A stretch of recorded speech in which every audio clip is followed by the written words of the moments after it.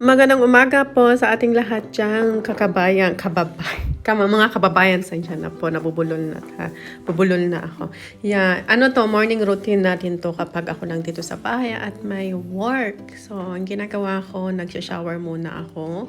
Pag yung buhok ko nabasa ko ngayon, kinabukasan, hindi ko siya binabasa. So, 2 days bago ko siya basahin ulit.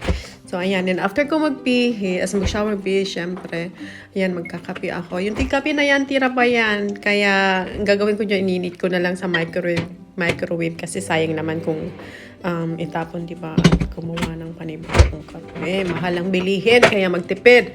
At ang baon ko ngayon ay 2 itlog. Nilagang 2 itlog, mabilisan lang yan. At yung kape ko, after kong ilagay sa microwave, nilalagyan ko ng konting sugar. Konting sugar lang. Actually, hindi na ako masyadong ma-sugar sa kape. Normally talagang ma-sugar ako sa kape. Yung alam yung pinag-aaway ko yung pait at saka yung tamis. At so after kong magtimpla ng kape, tingin-tingin sa labas. Madilim pa yan, mga love. At sipilyo. At kanina habang nagbibihis ako, nakita ako ng 2 malaking gagamba na, ewan ko ba, mag-partner. Nagdi-date sila dyan sa kwarto ko. Hindi ako nakatiis kahit ano pa lang yan. Anong oras na yun? 5:30 ng umaga, mga love. So nag-vacuum talaga ako kasi baka mamaya tumami sila lalos. Dahil kaka-date nila. Alam nyo na, magkaroon ng bunga.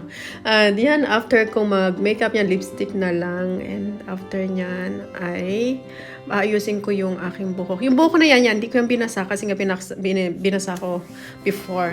Ang ginagawa ko, tinatali ko siya. Bago ako matulog, tinatali ko siya para hindi maging buhag-hag up sa umaga. And then, ang gagawin ko, lalagyan ko lang siya ng pang-spray na kulot yan siya, mga love. Kung gusto nyo yung pang-spray, ipakita ko next time. Ayan. So, kasi yung buhok natin ay kulot yan. Yung tawag nito, malalaking kulot. So, kaya ni-sprayin ko siya. At ayan. Pag natapos na ako sa lahat mag-makeup, magbihis, mag-toothbrush, magkape, ayusin ko yung kama. Kasi gusto ko talagang maayos yung kama hanggat maaari bago ko umalis ng bahay papunta ng work. Kasi ang sarap ng feeling, mga love, pag uwi kayo ng bahay na maayos yung kama inyo actually. Actually, hindi lang yung kama, actually buong bahay, diba? Kaya, hanggat maaari, ganyan ang gawa ko before ako umalis talaga. Pag okay na yung kama, nilalagyan ko ng pabango. Ewan ko ba, gusto ko talaga na mabango yung kwarto ko.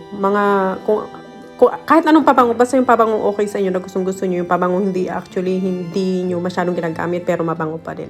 So, ayan, mag-jacket na ako, and then sapatos na, and then off to work. Madilim pa nito sa labas, as in, konting-konti pa lang yung mga sasakyan, kaya walang traffic. So, salamat sa panonood, and see